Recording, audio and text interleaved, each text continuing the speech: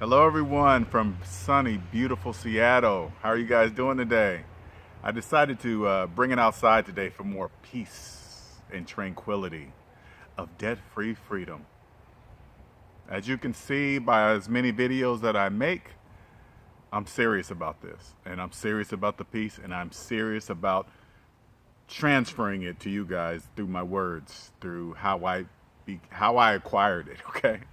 By the way, my name is LJ Young, and I am a 100% debt-free motivational speaker and personal finance educator. And what I do is I help people get debt-free, become debt-free by creating debt-free plans for them. Besides making videos showing you, kind of walking you through my life was when I was in debt, and then I can kind of show you guys what I see today versus how I saw things when I was deep in debt years ago. Okay, so today I thought about this today, and I wanted to share my feelings. Sometimes when I think back, now that I'm debt free, I think back at moments in my life that I committed financial suicide, signing a thick stack of papers of something that I had no clue about. You know, mortgage papers, financing papers, car finance, whatever. Just, I had not a clue, right? And I call this one financially naive. That's all it really was. I was just financially naive. And sorry, there's some bees around here. I don't want to get stung. But I call it financially naive because had I known, I wouldn't have did it. It really is that simple. Had I known, I wouldn't have did it. But to express how rare becoming debt free is, all you got to do is this. When you go out today, ask 10 of your friends and ask them, say, are you guys debt free? See how many say yes. See how many even know what that really means. Because a lot of people, when I was in debt, I didn't even know debt free existed. I didn't know. And like I always say before, money now has two languages to me. Some people speak debt, and some people speak debt free. If you've been in debt all your life, all you know how to speak about money is you speak it through debt. That's how I spoke. I had debt talk, but I didn't know I was having debt talk because I had never been debt free, nor I knew even existed. Now that I'm debt free, I speak both. And so now instead of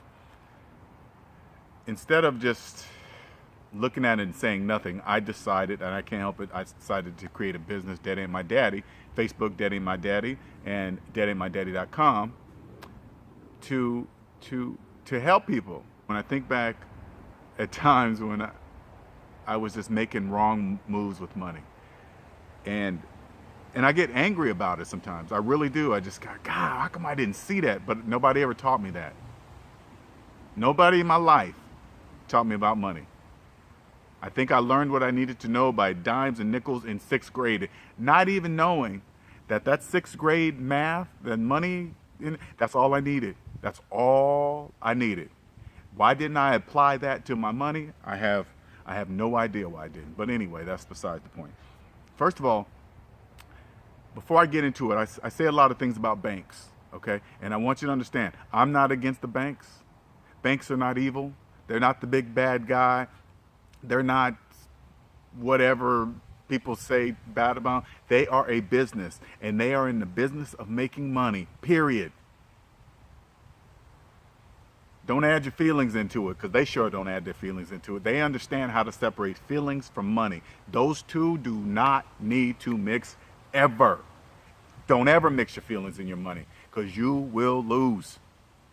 That's gambling. Don't ever do that. All right? Anyway, the way I grew up, I thought everybody had debt, bills, credit cards, mortgages, loans, personal loans, school loans. I just thought that's the way it was. So I thought everybody was like that. The word I didn't listen to was everybody.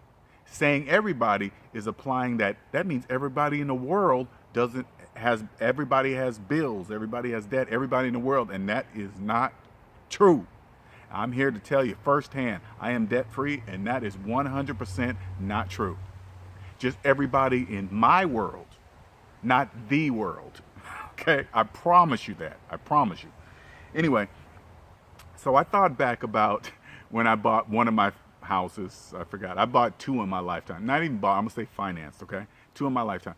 And I remember getting it at a certain time, and I was rushing. I had no clue about buying a house. I just thought everybody around me was buying one, and I was of the age that I felt like I should buy one. I don't know. It's dumb. My bank account didn't feel the same way, but I didn't know that. I felt like I needed to buy a house, but my bank account didn't feel the same way. But I said, screw you, bank account, I'm getting one anyway. And boy, that was a mistake. Anyway, back to what I was saying. Back to what I was saying. Okay. The bank I remember them calling me and say, hey man, you got some equity in your house. You want to refinance and you can pay off those cars and credit cards and those loans, those high interest loans. I was like, heck yeah, let's do it, baby. You know, the bank calling me and telling me to do that. I was like, wow, that's nice of them. You'll find out later why it's not so nice, okay? It's business. I'm not even mad at them. I want you to understand, I'm not mad at the banks. It is business, all right? So what I said, okay, refinance it, get a second mortgage, take that money, pay off my cars and my credit cards, and I thought I was good. And then with those payments gone, I had extra money. And the bank told me I had extra money too. They said, hey, you'll have extra money at the end of the month. Well, they wasn't lying, sort of. Okay, it looked like that, but it really wasn't that. All right, so let me tell you what it really means in the financial world. First of all, I'm financing the house, which means the bank owned my house. They were the owners. I was making payments for them because they lend me the money to buy this house, and the house is collateral, so it's theirs.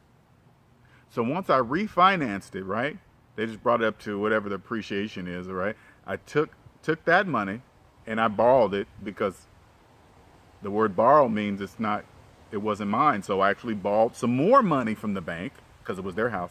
I took that money and paid off their cars and their credit cards, because I was financing them under the bank, so it's theirs the whole time. And then I said, woohoo, I got extra money now. Why would the bank pay off their own stuff? They wouldn't. They're not going to pay off their own cars and own credit cards. They're not. I just thought they did, okay? I just moved that money into the house. That's all I did. I just shifted money. I didn't, and I paid for them to shift that money, to shift it, to pay off this and put it over here. I paid. That wasn't free. So all I did was just add debt. I added more debt on top of that with all the fees of moving money. That's all I did. I didn't do anything, right? But in my mind, I did. Now, being in debt is a condition of the mind. I mean, I was taught this since a kid. You know, I was, hey, you got to get a credit card if you ever want to be anything financially. Oh, okay. Well, yeah, you're a grown up. I guess I got to do that. Being in debt is a condition that was ingrained in me since I was a child. So growing up in the credit world, I thought if you didn't have credit, you were nothing. If you had good credit, you were financially something, which is not true. It makes no financial sense at all. But anyway, back to what I was saying. So the bank knew, let me tell you something. The bank knows that even though I paid off my credit cards, I wasn't going to cut them up, because I remember getting out of debt. It sent me in a panic at the very thought of cutting up my credit cards. But what if an emergency happens? You know, what if something happens? Never once did I stop to say, Linnell, you've been working since age 15. You're in your 40s now. How come you don't have your own emergency fund sitting there just in case? I just said, that's right, Linnell. How come you don't have your own money? You've been working for free all these years? That's slavery. It was slavery, all right. It was slavery to debt.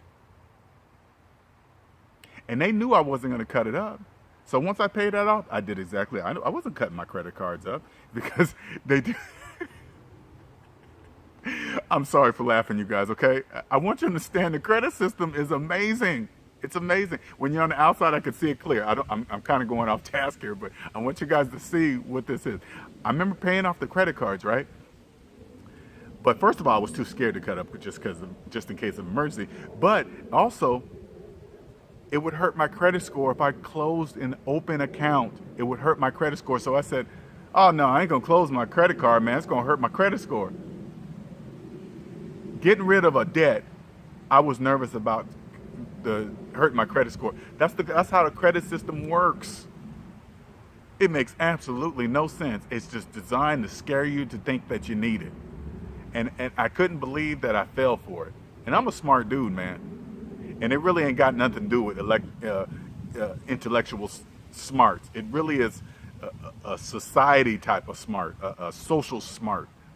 You know, intellect really doesn't play into this, and it's the weirdest thing to say. It doesn't play into this figure, this whole big scheme of financial thing. It doesn't. Because let me give you another example, then I'll get back on task. My finances are in the black. That means I owe nobody nothing, okay? I have money. Now it's plus, it's no negative, right? Accountants go to school to balance books. Would that mean every single accountant on earth, their personal finances should be in the black? Doesn't it? And that's not being smart. That's not being smart. Take out the feelings. Take out the feelings. I'm not talking about anybody. Only go by the math. Okay? This is just logical. You know, first people say, "Oh, who is he? I know I'm better than." No, take your feelings down. I'm not trying to say that you're dumb or, you know, think about it. If you hire an accountant to say, "Hey, come in, do my books for my business to make sure I'm staying in the black," right? Wouldn't the accountant's personal finances be in the black? Every accountant on earth? I guarantee you that's not true. But wouldn't it make sense that it is? That's what I'm talking about. It has nothing to do with intellectual. It's society type of smarts. I don't know if there might be a better word for it, but I don't know. But anyway, back to what I was saying. When I was in debt and refinancing, I had not a clue. I had not a clue what type of loan I was getting, what PMI was. Should I be buying now? Can I really afford it? The stress and the pressure alone, buying the house should have told me everything I needed to know. Hey, borrow some. This is what they told me, and I didn't even know it. All right, borrow some money from somebody. Put it in this account for temporary, so it can show you that you have 2-3 months income. If I'm borrowing the money from somewhere else, that means I don't have it. But the bank is business, okay? I'm not talking bad about the bank. Now there's some people into some bad things, all right? I'm not talking about that. I'm just talking about straight business of bank. It's business. They're not in the business to say, hey, let me teach you about your money. That's up to you. That's up to you. That's up to you and I.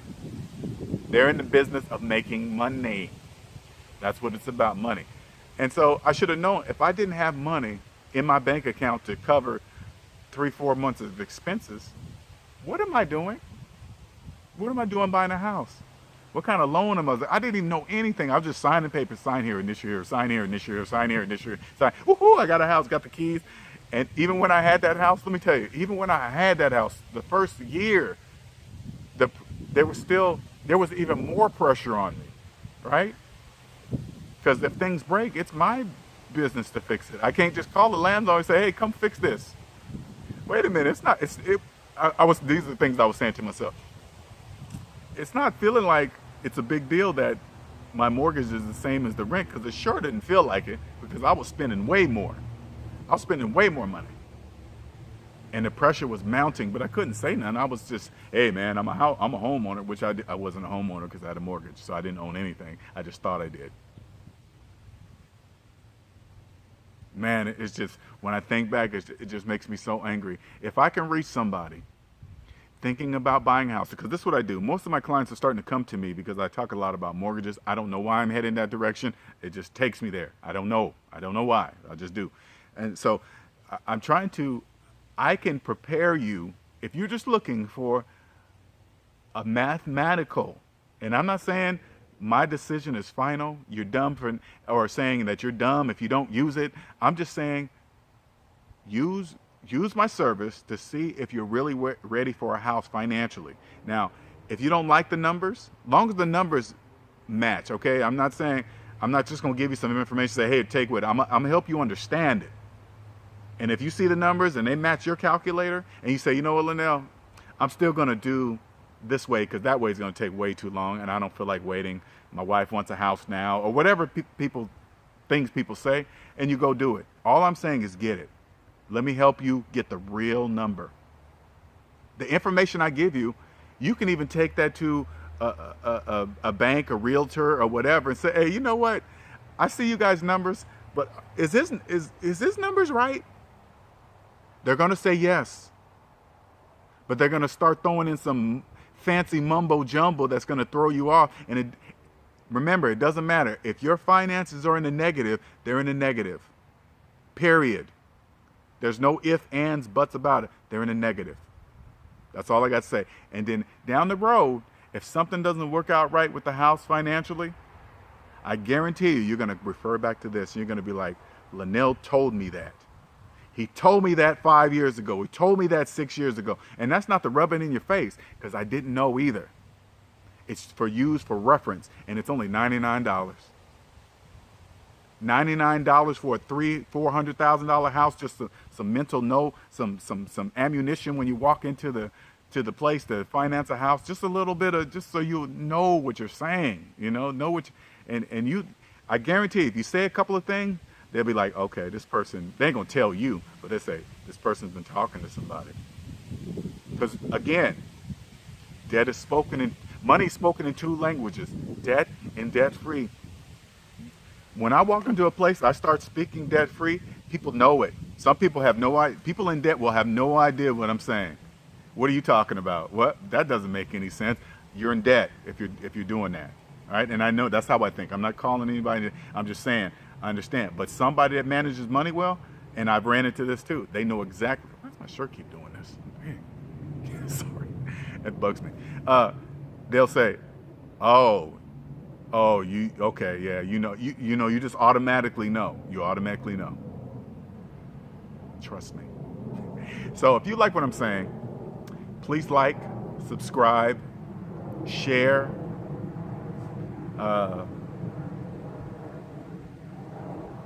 If I can reach somebody that can kind of spark a light up in their brain to say, you know what? It sounds like LJ's onto something. It doesn't make sense to me now, but when I punch these numbers in my calculator, he's right. So something's something. You won't be able to connect it like this, because you got to remember, if you've been 40, 30, 40, 50 years in debt, and I come along and say, hey, you've been doing it wrong, you ain't gonna take likely to that. You're gonna be like, what? Who are you? What you talking about? And then I'll say, hey, just look at the math. Is my math right? You won't like it, but you'll say, yeah. That's it. That's all I want. That's all I want. All right, you guys have a wonderful day. And like I said, subscribe, like, share, comment. If you want me to make a video on something that you don't quite understand, I'll explain it in regular words. All right, look me up on Facebook.com/DebtAintMyDaddy, one word.